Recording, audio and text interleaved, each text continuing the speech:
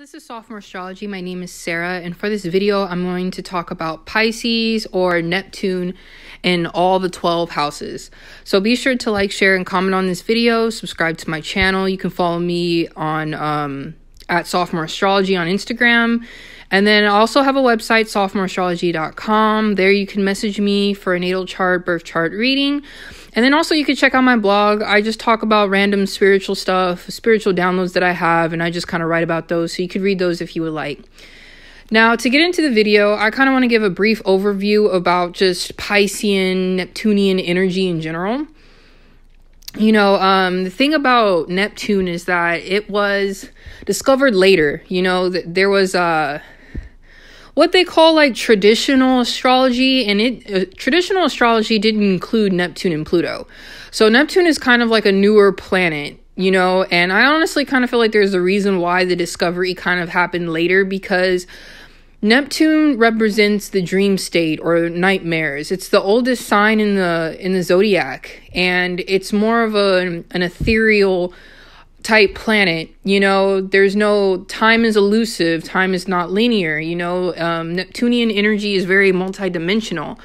It's not just focused on this third dimensional world, it's focused on the other worlds. If we're talking about multiverses or multi-universes, I feel like Neptunian or Neptune Pisces energy kind of like is the portal between this world and the next. So yeah, in so many ways, that is Pluto, or that is not Pluto, I'm sorry. That is Neptune in a nutshell. So to get into it, we have Pisces in the first.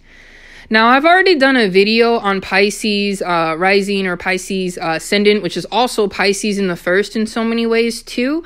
But I'm going to talk about things that I didn't really talk about before, because the first house represents your mask, your expression. It's your externalized personality. It's also like, with more research, I've been understanding that it's the principle of individuality. You know, it's also how you carry yourself. It's your mannerisms, which can seem very, with Piscean energy here, it could be very elusive. It could be very fancy, whimsical.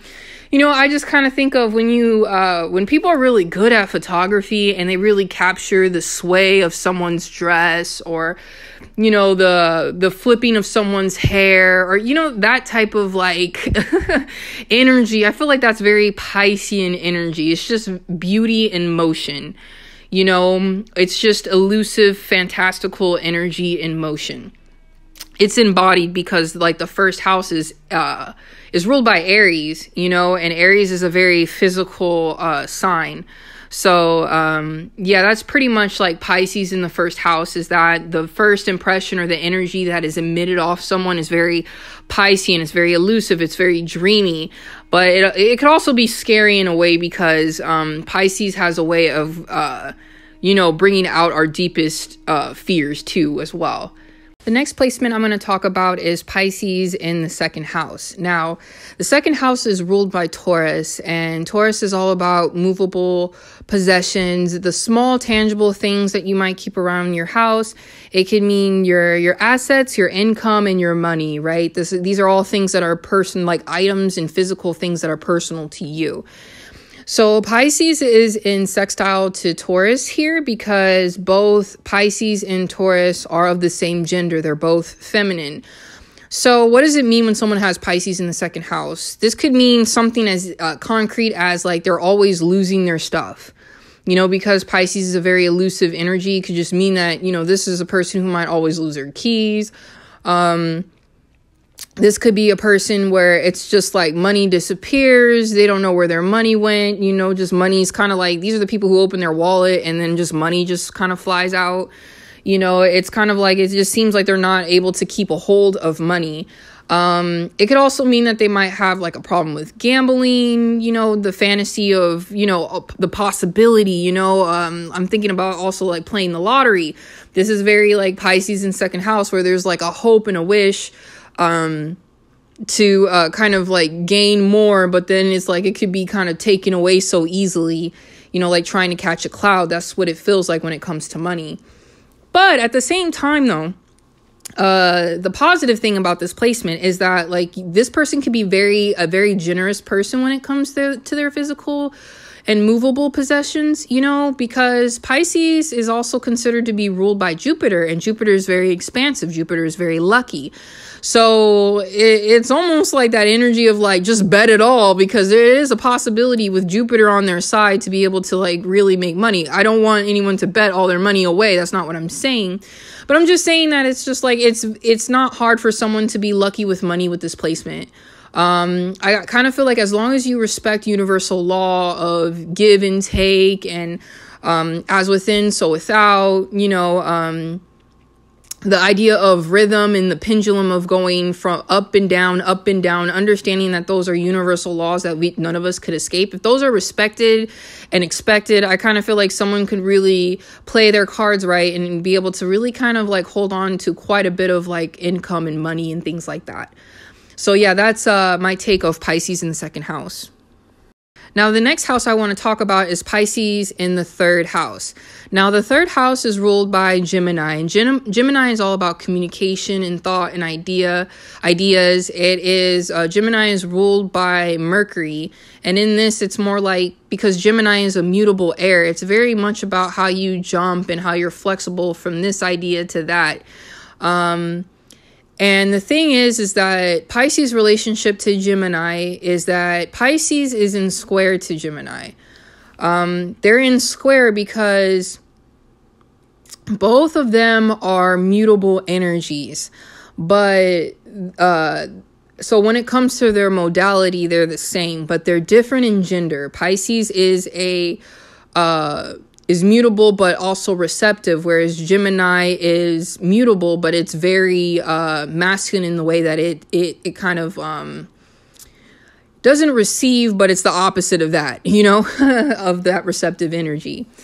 And so I kind of feel like people with Pisces in the third house, I feel like their communication is very non-direct. I feel like the way that they talk and communicate could be in more like metaphors, parables, parallels. They kind of talk like Jesus, maybe. They might tell a story in order to make their thought come across. Because the third house is also about short distances. It's someone's first language, and it's also the culture that they were born in. So I kind of feel like people, they might feel a little lost within their own culture. Or they might feel as though like their own language is the way that they learn might have been it's kind of hard for me to explain, but it's like their native language was maybe hard to navigate.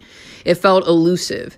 You know, it kind of maybe in a past life, you know, the language that they had learned before is completely different than the language that they had to learn now, you know. And then also too, I kind of feel like these people innately understand universal law. They might talk like an old soul, or they might have an old way about the way that they talk to other people. They might also speak very intuitively, not just like in parallels and parables, but they might speak more intuitively, more emotionally. They might speak with their emotion. They might communicate with their emotions.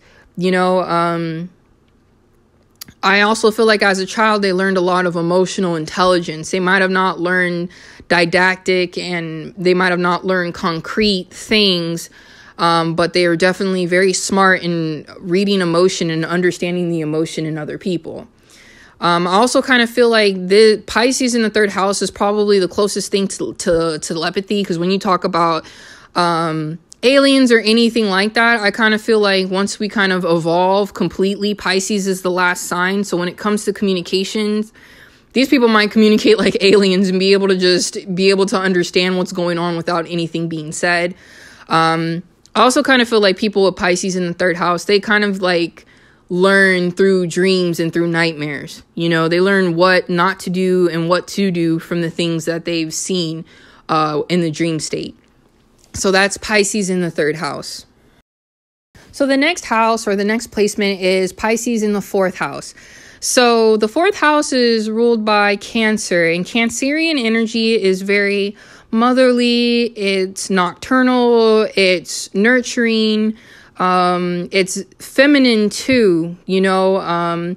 And that's the thing. Pisces is comfortable in this house because Pisces and Cancer, they're both water elements, but they're also different with their modalities because Cancer is cardinal and Pisces is mutable.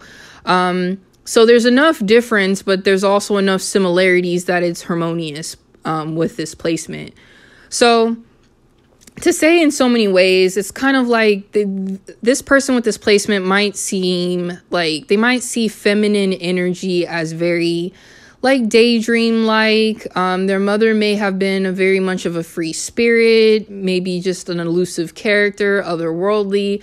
I kind of think of someone's Pisces in the 4th house. I'm going to reference this movie again. But I think of Ginny from Forrest Gump. You know, like how Forrest was not able to really like, she seemed like just trying to catch a cloud, you know? And I kind of feel like when it comes to her motherhood, I kind of feel like, not to say this is how she is as a mother, but I'm saying her character as being a free spirit, being very like, what's the word? When you move a lot, it's like being a nomad, kind of just going here to there, from there to here. That's very Piscean to me. So I kind of think of her as a character when I think about Pisces in the 4th. Someone's mother, if you have this placement, your mother might have had those type of characteristics, you know? Also, the 4th house is also about your ancestral roots. It's also about your immovable possessions. You know, the things that are dear to your heart that you kind of hold on to. Like, I think about like family heirlooms, that's kind of like Pisces in the 4th house, you know?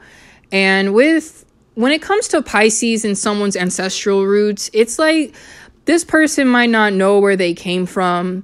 They could have been adopted, and it might have not been known that, you know, where their ancestry lies, you know, what maybe ethnic, you know, like when you're talking about like DNA and stuff like that, they might not exactly know where all that came from.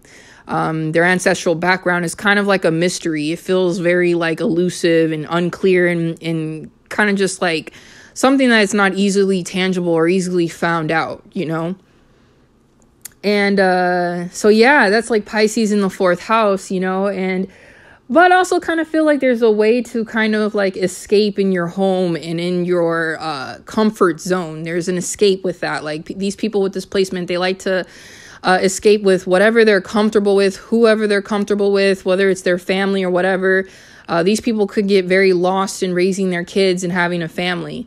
You know, they might really like to indulge and escape that way through comfort, you know. So that's so many ways that's Pisces in the 4th house. The next placement is Pisces in the 5th house. Now, the 5th house is ruled by Leo, and Leo is all about like the inner child, play, pleasure, entertainment. You know, these are the things that kind of make you feel good, right? The things that you could do. And I feel like people with this placement, it's very easy for them to really lose themselves in play. You know, I also kind of feel like the 5th house is like, how does your inner child like to play? And I feel like people with Pisces in the 5th, either when they were children or their own children, will love to play pretend.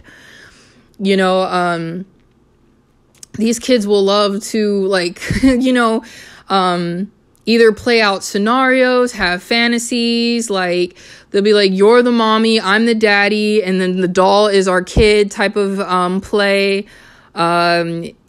Also, too, I kind of feel like these are the people who could get lost in playing other, like if you're like playing like a video game like Sims or any like fantasies like that, or the Legend of Zelda, like these people could play video games all day long. They love to get lost in other worlds, especially when it comes to the things that they like. They might actually go out and see plays, and they like to see things be played out. It's like entertainment for them, you know. Movies are entertainment for them. The movies they like are otherworldly, you know. I'm talking about like movies like Avatar, you know, with Neytiri and all those characters, right? I also want to say like Pisces in the 5th house energy, the way I kind of see it is like, I think of like the lost boys from Neverland, you know, the boys who never wanted to grow up. And they're literally called lost boys, you know, they were kind of picked up and they were, you know, never to be seen again. And they're in a whole nother world where they just never grow up, and just the fantasy is able to live out forever and ever. That's Pisces in the 5th house for me. So that's how I would explain that placement. The next house I want to talk about is Pisces in the 6th house. Now, the sixth house is ruled by Virgo. So the thing with this is that Pisces being in this house, it is uncomfortable because it is in opposition of Virgo. Yes, both Pisces and Virgo are the same gender. They're both feminine.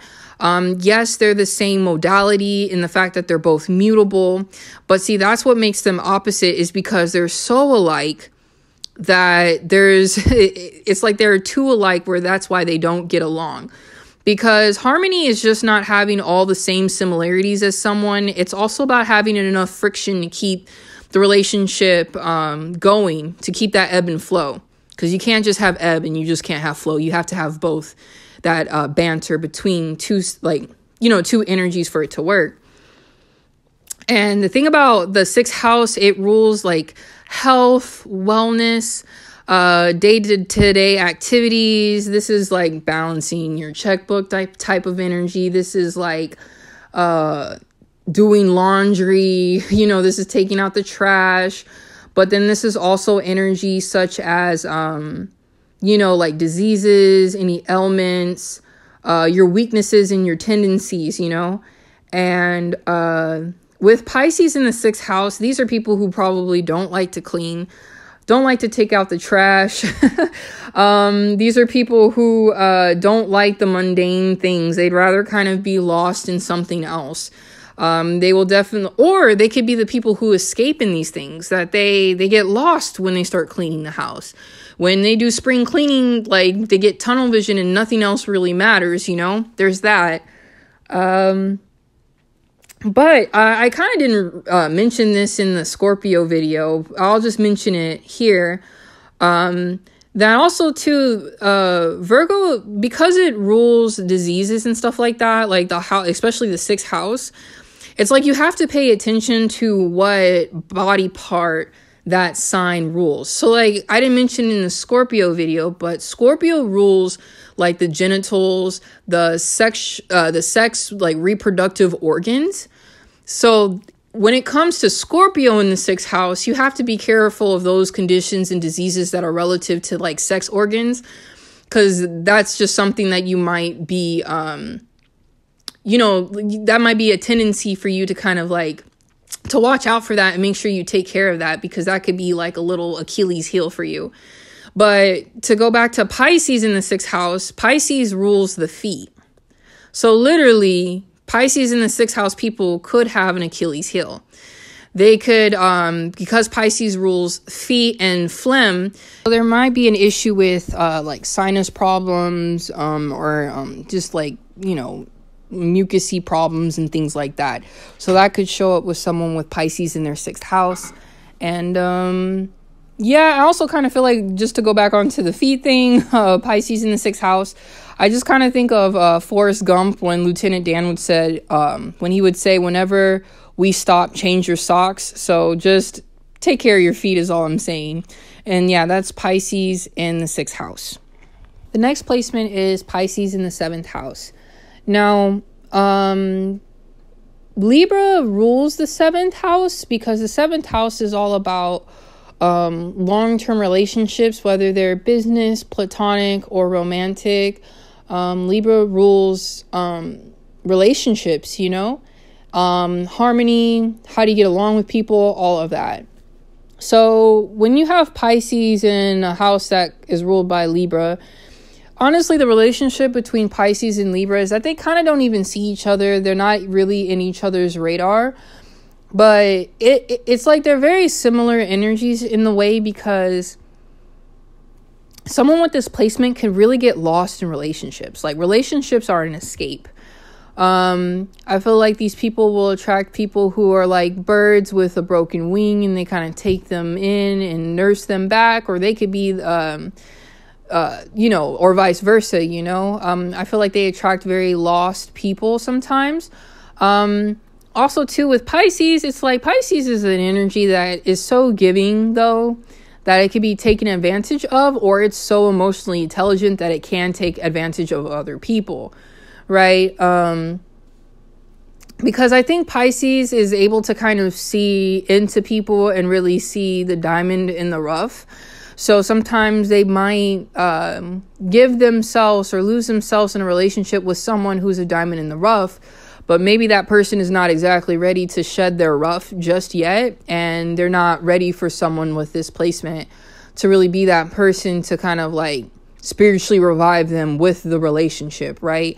So yeah, that's pretty much like Pisces in the 7th house. It's like people with this placement, they can be very emotionally intelligent when it comes to relationships, but in a way also too, they can kind of lose themselves or get lost in general, or get lost in exploring someone else because it's just too much water. They're just totally deep in water, and they're not like Cancer or Scorpio, where Cancer can come up on shore as a crab and the Scorpion can just be, you know, an animal walking on land as well. Pisces is completely submerged in water, so they could definitely lose themselves in relationships. So that's Pisces in the 7th house. So the next placement is Pisces in the 8th house. Now, the 8th house is ruled by Scorpio. And Scorpio energy is all about sex, transformation, turning into a like from being a I'm sorry, I can't get that right. Being a caterpillar that turns into a butterfly. It's about transformation. Yeah, and it's also the dark feminine as well. And because both Pisces and Scorpio are feminine signs, and they're both water, of the water element, this is a trine relationship. Pisces is in trine to Scorpio. So I feel like someone with this placement, this is also kind of like this, like as I'm saying Pisces, you could also interchangeably say Neptune is in the 8th house here. And people with this placement have a very high and intense intuition, because Scorpio, or the 8th house, is also the occult. It's divination. It's all of that, you know, hoodoo. That's Scorpio. And when you put Pisces here, when it's like Neptunian energy, that could get very lost, very elusive, in different states, and be very multidimensional, and be like an astral traveler out here. That allows someone to be an intense high priestess. This also allows someone to really like just to be able to just walk through a portal and be able to kind of like go through all the Akashic records. Also too, I feel like this also, because the 8th house is rules like other people's money. This could also speak to someone's generational inheritance, whether it's like a karmic thing for good or for bad, light or for dark. This can represent what someone might get from generations before. It also could speak to that maybe also stuff like being a psychic or something like that is passed down as well. One of the things though, because the 8th house is also about fear, worry, and angst. I feel like someone with this placement is able to really have they could have a lot of paranoia, meaning that like it's so easy to see the different dimensions, and they have such access to all that like ethereal world, the depths of it and the light of it, that this could cause someone to be super paranoid. They could see anything and everything having the possibility of coming true. You know, the worst of the worst and the light of the light. I also kind of feel like this reminds me of Inception too, the movie Inception with oh my God, I can't talk. Leonardo DiCaprio. Remember that part where his wife got so lost in the illusion of where they were when it came to their inception? She also became obsessive, which is that Scorpio, and then she got lost in illusion, which is Pisces, to the point that she was willing to die because of all the confusion with what was reality. You know, I feel like death comes to possibly to those who kind of get lost in the illusion of things. This also energy could be very like, this is like overdosing on drugs, you know, or something like that, you know, heaven forbid. But that's what Pisces in the 8th house is. This is a very intense energy. And because Pisces is also ruled by Jupiter, it has an expansiveness to how someone could have such spiritual access to things when it comes to the ethereal, mysterious, you know, otherworldly things. So that's Pisces in the 8th house. Now we have Pisces in the 9th house. Now the 9th house is ruled by Sagittarius. And the thing about these two energies is that with Pisces in the 9th, it's uncomfortable in this placement because Sagittarius or Pisces is 3 signs away from Sagittarius, which causes this square.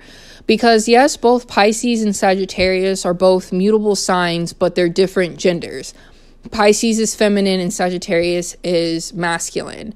So this could be like, because Sagittarius rules things like long distances, I feel like this is also mentor-mentee energy. It's education, higher education. This is professors we're talking, and this is also how you approach religion. So I feel like Piscean energy could like really lose themselves with with people of other cultures.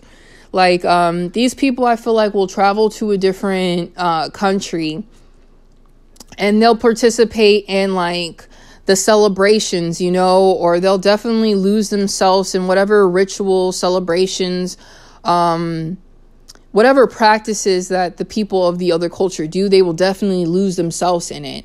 The more concrete way of saying this is that they could get literally lost in other countries. They don't know where they're going, you know. But it also could be very much of a spiritual experience, you know, and it's more of like Scorpio in the 9th house was more about being transformed through being in a different country or through other cultures. But Pisces is more about the experience and losing oneself in other cultures and in other countries that they're not born in. Like, as I said, too, it's all about how you approach religion, too, because I feel like Pisces in the 9th house, the way that they experience religion is through, like, rituals, through prayer. I really feel like they use those types of things as portals to really connect with God. Also feel like because the 9th house is all about higher education, too, like, education system doesn't make sense. You know, because Pisces both is squared. It's squared when it's in the 3rd house, and it's also squared here in the 9th house. And I think it's because like the education system can be so concrete, and Pisceans, they're able to really be abstract and really feel their way through. You know, they're not really like trying to think in a 3rd dimensional physical way about everything. You know, these are not people who are like, they live in the gray area as well. And the education system, because it's so like set in physical reality, it's so like concrete with things. Like a Piscean is not really going to understand the structure that education is, you know. These people might not be the people who are the engineers, but they might like be able to learn in a more artistic, creative, ethereal, spiritual way versus something as concrete like, you know, coding in a computer or something like that or whatever. So also, too, because I mentioned the mentors and mentee thing, they might have mentors that are more spiritual gurus, people who are more elusive. You know, I just think of Marty in... what's that movie with Doc? Back to the Future. I feel like Doc had a Piscean energy because he was very elusive. He would show up one minute and then he'd be gone in a different time space altogether. That is very Pisces in the 9th house. So there's that. The next placement is Pisces in the 10th. Now, the 10th house is ruled by Capricorn, and Capricorn is all about power, temporal power, social impact, your career, your reputation. If you're into tarot, it's the 10 of Pentacles. How do you achieve the 10 of Pentacles? That's the 10th house. Now, when you put Pisces in the 10th house, I kind of feel like people with this placement, they want to feel success. They might not exactly have an idea. They might have a fantasy of what success looks like. Also, too, not being successful in their terms could also be very much of a nightmare for them as well. This can mean something as simple as they might have like a spiritual path or a spiritual career. They might be a spiritual teacher, a tarot reader. They will use their intuitive psychic gifts in order to be successful in life, in order to build those pentacles, right? Yeah, that's pretty much. And also too, they will have the reputation of being a very intuitive person. Like this is like your public image as well. So they'll be seen as a very elusive, dreamy, maybe a little mysterious person as well. And it's almost like they're from a different world with how people see them. So yeah, that's Pisces in the 10th house. Now, the next placement is Pisces in the 11th house. Now, the 11th house is ruled by Aquarius. And Aquarius, or at least the 11th house, is all about dreams, friends, allies. If you're into tarot, it's the star. It's what you're inspired by. It's what you look up into the sky and what you're aspired to be.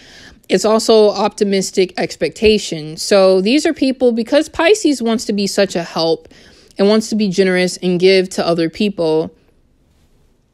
The way that this placement plays out is that they might want to do very humanitarian work, but they will help humanity in a very indirect way.